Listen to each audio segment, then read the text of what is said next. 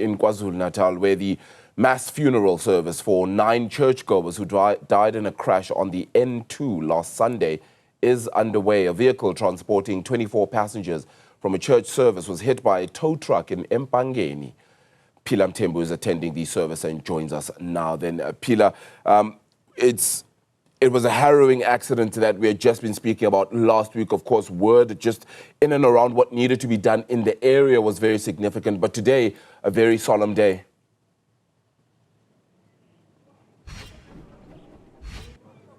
Indeed, and what I can tell you right now is that the marquee that you see behind me has now been filled up to capacity as mourners gather here today to pay their final respect to those 9 victims. But what I can tell you is that there are actually 8 bodies in there, and the reason why the 9th one is not is because that particular family, which is the Mkhwanazi family, is going to be burying their loved one in KwaNongoma. So the body from that particular family is not here and will not be making its way here. The service is expected to start at around 10 o'clock this morning. And you'd remember, Arabile, that most of the victims which were killed in this horrific crash are actually female. There's 7 females and 2 males. But as the families have already made their way in here, as well as the religious and the traditional leadership, the funeral service is expected to start at around 10 o'clock this morning. As you know, also, it's get to be a 2-part service where the family get to have their own intimate one, and then the provincial government gets to host the particular one that is going on right now at the sports field. I'm going to bring in for more information with regard to what can we expect and just the logistics around this from the KZN Transport Department. Ndabezinhle Sibiya to speak to us. Thank you so much for your time. The funeral service is expected to start at around 10 o'clock this morning, and there are 8 victims that are laying in there right now, with the 9th one in making its way to KwaNongoma at the moment. Well, very sad.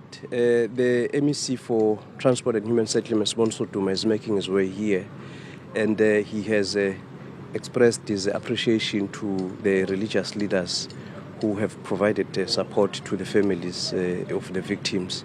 And you are correct, the Mkhwanazi family will be laying Umam Nobuhle Mkhwanazi in KwaNongoma.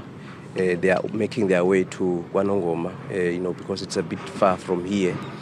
But what the MEC has also indicated is that there are interventions that are going to be made by the Department of Human Settlement, because what we discovered during the visits to all the families is that the mother who has left us, Mama Unobuhle Mkhwanazi, age 52, she left children that are living in abject poverty. They are living in a mud house. We are working with Umtubatuba local municipality just to provide assistance to all the families, but in particular the Mkhwanazi family, they need a brand new house. That is what the MEC has actually suggested, that we need to fast track as the Department of Human Settlement. But here at the back, the families are here, the bodies are here. We are waiting for the formal program to begin. There are also other interventions that the MEC is pioneering.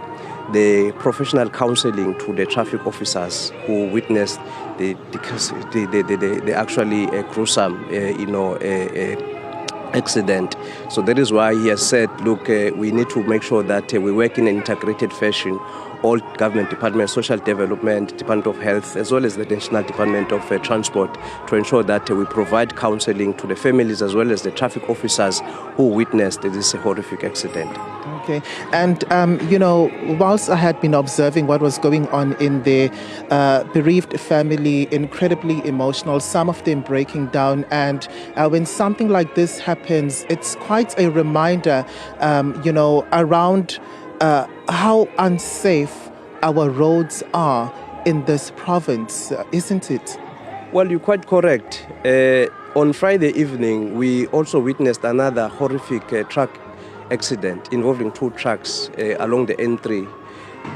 There was a meeting on the 10th of April that the MEC sanctioned involving the Department of Transport National, Sanral, the Department of Transport in the province, a highly efficient team from Road Traffic Inspectorate, including eThekwini municipalities. That meeting resolved to set up a decongestion work stream that will work out a plan to deal with, truck accidents that are happening along the N2 as well as the N3. But in the main, the accidents that are involving truck. He has also suggested that this team must fast-track the plan to move cargo from road to rail, because really, if you look at this accident that happened on Mother's Day, it involved a truck, a tow truck.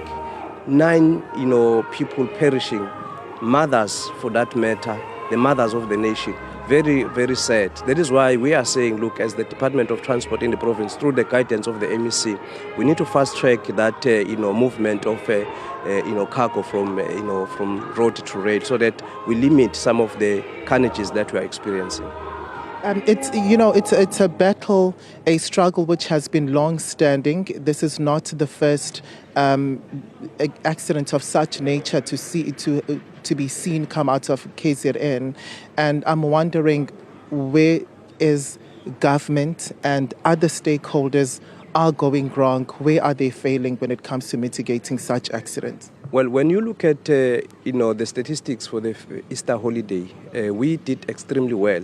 We recorded less fatalities as compared to the previous year, purely because of an integrated approach involving all spheres of government, with the Department of Transport at national level deploying the traffic officers, more than 120 traffic officers that were deployed, ensuring the visibility.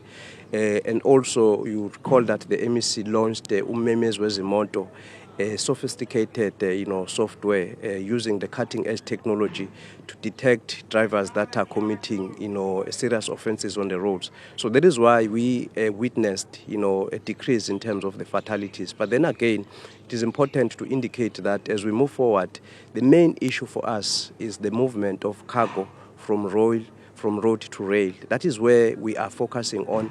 The Department of Transport at national level, has really moved radically, to introduce those, radical changes, transformation of the rail network.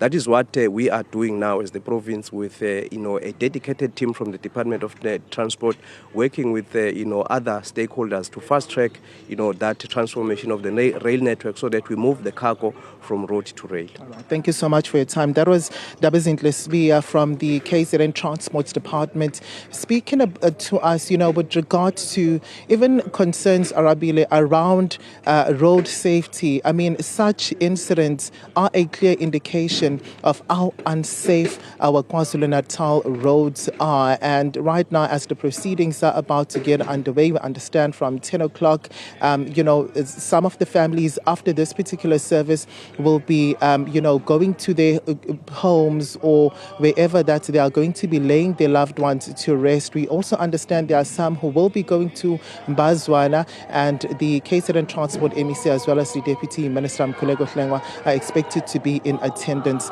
here today. But a very serious topic that needs to be touched on, road safety when it comes to motorists and well as commuters. Phila Mthembu, thank you so much for bringing us that story. And of course, that funeral still happening there out of Mtuba. We'll continue to focus in on this.